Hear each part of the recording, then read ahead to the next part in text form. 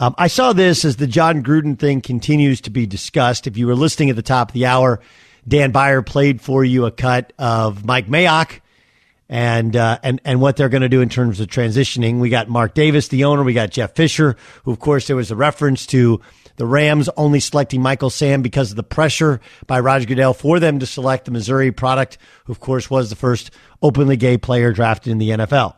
More on that to come. This one jumped out at me, though.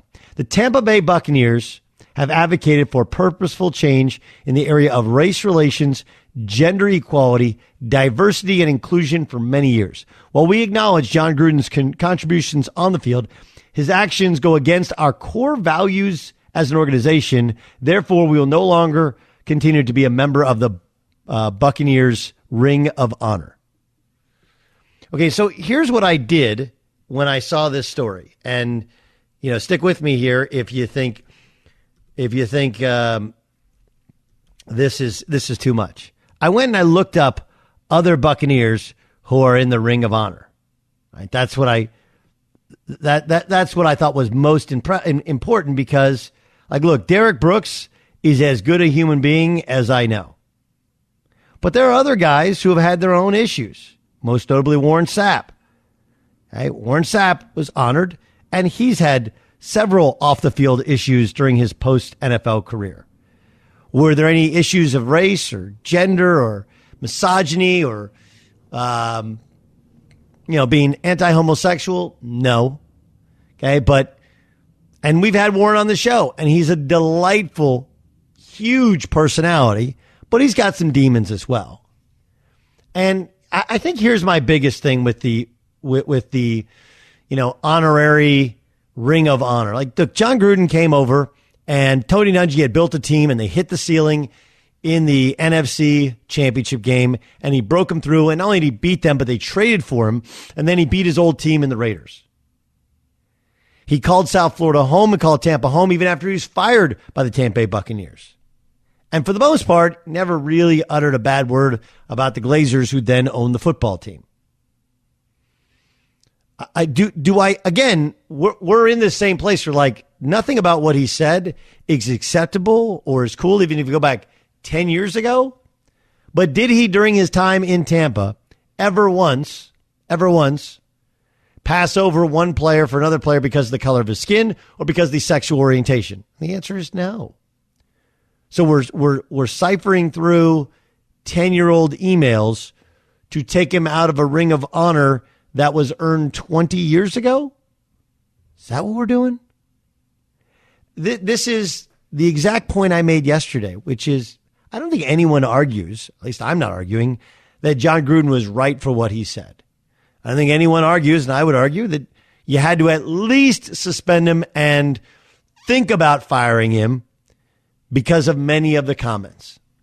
And then when you factor in the comments he made about the first openly gay player who's drafted, about kneeling before the flag, about the commissioner, about the president of the NFLPA, there was just enough there to where you're like, and not only we're a heightened time of sensitivity, but players are a lot more sensitive than they used to be. They just are. I'm not going to sit here and tell you the wrong thing to do was to let John Gruden go. But this is a lot like so many of you who want to continue to pile on Mike Vick for what he did with dogfighting. Mike Vick went to prison for 18 months. That is a debt paid to society. Any additional punishment is double jeopardy. And the same is true for Gruden. Look, he was in first place in 3-0 9 days ago. Now he's out of a job, won't work in the NFL, won't work on TV, has a bunch of money, but didn't collect. There's no chance he got all the $50 million he was owed. So being fired and being run out of the NFL, that's not enough. We're going to take down the Ring of Honor, which he was awarded far before these emails ever took place. That's one of those, what are we doing here? Is that really what we're doing? Yeah, he used some language you would prefer not to be used. He was working for ESPN at the time. It is not a good look. But we're going to take a couple of words in a couple of emails and take that to take down the accomplishment of what he did when he was in Tampa 10 years previous to that. I'm going to say it's too much. Mark Davis is the owner of the Raiders. He was asked to comment on the Gruden situation. He said, I have no comment.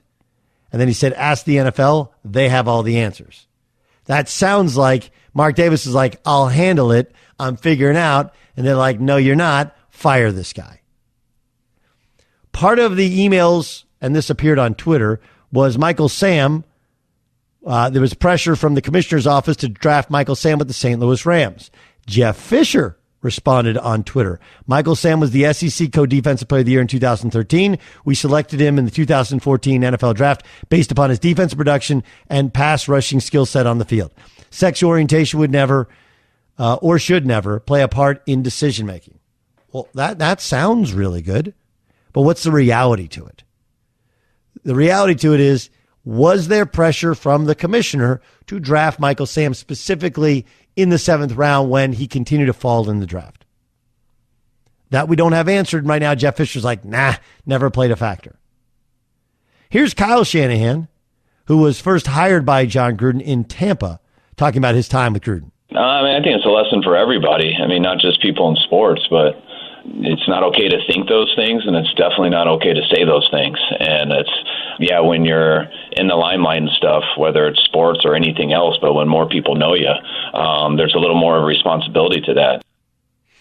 This was Shanahan when he was talked about accountability and putting things in an email. It is unfortunate, but I think that happens to kids. I show it to my kids, so you're accountable for everything that you say that comes out of your mouth. And when you put something down on paper, whatever it is, electronic paper, you're accountable forever. That's the world we live in, and you got to realize that it's not right. And just because you have a bad moment, don't think that that's okay to do. That you can be held accountable forever on that. And just the whole situation makes me sad. I think it's all fair.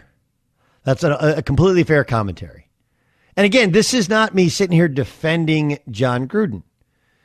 This is a business where head coach of the NFL, you got to get guys to play for you. Do I think there are some guys in each locker room who may, some of his, which appears to be fairly political, right-leaning rhetoric, would be accepted and he would even be championed and be, hey, he's saying what other people think? Yes. But I think the overwhelming majority is, hey, here's a guy who's like a dinosaur. He's using language and words we don't use anymore. And don't give me it was 10 years ago. We didn't use them 10 years ago. But my point is, where does it end?